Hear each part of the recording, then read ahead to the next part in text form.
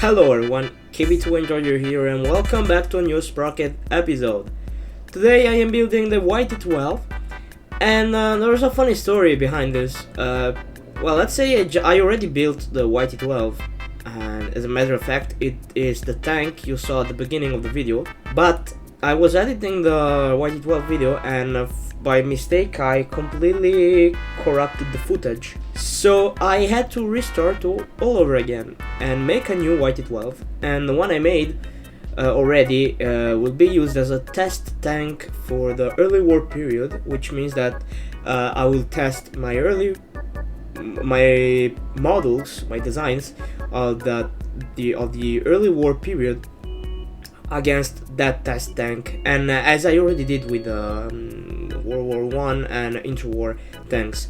But anyways, the YT12 is a heavy tank inspired, as you read probably in the title, inspired by the KV tank series. It means that the design is simple, is very easy to reproduce, and it doesn't have anything special about it except for the fact that, of course, since it is inspired by the KV series, a lot of details are unique because they are my own details which I added, and I must admit that I prefer this version of the YT12 than the other one, the test tank. So the main difference between those is that this version is slightly smaller, probably because I didn't really evaluate the size of the tank until the very end.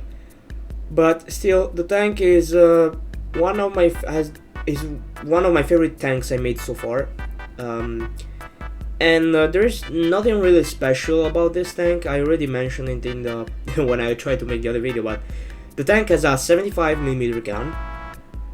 It is heavily armored on the front, like a regular heavy tank. The turret is very inspired by the T-34. It's a mix between the T-34 and the KV-1.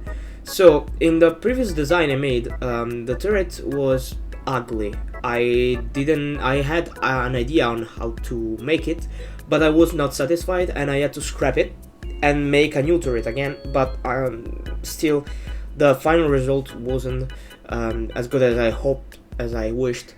And this gave me the opportunity to fix all those issues in the previous model to improve the turret design, and I have to admit the final result is great. It is great. I really like it.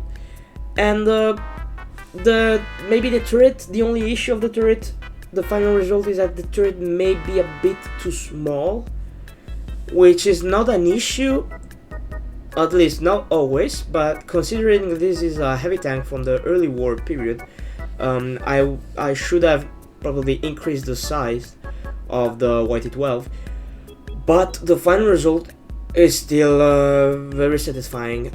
And as I said, it is inspired by the KV-1, but there's still something different that makes it unique.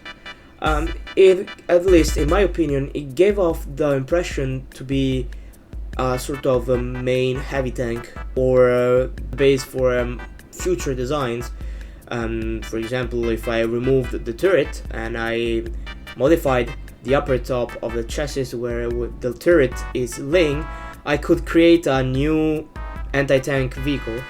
It would make sense because I know that the SU-152 was an anti-tank or a self-propelled gun inside of a, not in top, but inside of a KV-1 chassis, modified in order to be able to destroy bunkers and deal a lot of damage. But this was not the purpose with the YT12 and this series. I am not taking back older designs to modify them to make new tanks. No, I'm doing it from scrap, and that is why I always try to make something new. So as you can see, for example, there is this sort of mortar in the front plate of the tank, and it is supposed to be a sort of mortar where the machine gunner can throw smoke grenades or regular grenades, and it's a small detail which actually I really like, I really appreciate, because it gives more detail not only for the tank but also gives more features that are unique. And the YT12 is really this mix of already existing designs and my own improvements. In fact, I believe that the YT12 is a good contender for the first spot of the best early war tank in this series. Again, I didn't finish the rest of the period of tanks, so this is the second early war tank I designed, so there's still much more to make. And I already have some ideas for the next tanks actually, and I really believe that I improved by myself off camera, but also during making these videos. I started to add more details that really make each tank realistic, I guess, but also different. And that is why I really like the YT12. It's like the tank I spent the most commitment probably until now in creating, not because the others sucked or I didn't like them, but because I improved and a lot into designing. And when I started making the YT12, I really tried to commit to make something that feels natural and feels better. And that is why, for example, some details, mostly in the chassis, for example, there's a frontal plate added to the frontal plate, and that's why I extended the frontal plate to make it look like there's an additional metal plate that protects the driver and the machine gunner. And that is because it gives more weight and more width to the tank, and it feels more alive than other tanks I made in the past.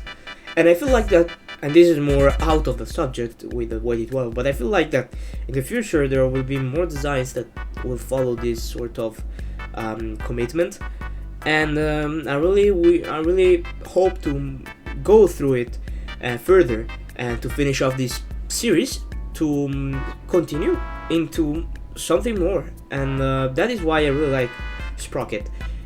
It helps you to be creative, of course, but also to challenge yourself into trying to do your best in every design you make, to give each design its own characteristic which makes the tank unique. And it probably sounds very philosophical in a certain way, but I really appreciate what the developer of this game is doing, and I'm waiting for the next update to finally officially release. That is why I'm sticking with the older version, because I want to play the new update as a way to surprise myself, because I know there's a ton of stuff that were added, but I don't want to ruin the moment of discovering all the possibilities there are in this game.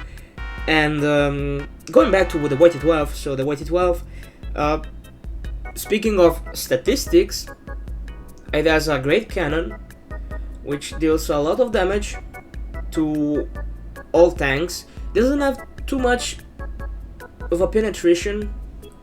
It has, I think, 86 millimeter of penetration, which is great for the period of time. It is great, and maybe a bit too overpowerful, but honestly, since this is an early tank, this tank gives the impression that it's a menace, and that is why the enemies have to improve their new models, their new tanks, to counterattack the YT12.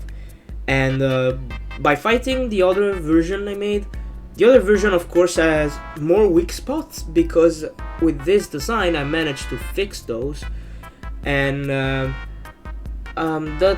YT12 did a great job. I really don't have anything bad to say about it.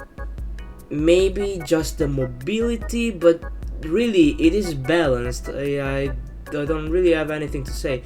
Here you can see me fighting with an older model, And it has some struggles, of course, but it's because of the gun, and of course it was fighting another heavy tank, which makes sense. But anyways, this is everything I have for today for this YT12 episode. I wish you enjoyed, and please leave a like and subscribe to have more. I wish to see you in the next video and for the next design. Alright, that's everything. KV-2 enjoy your out. Bye.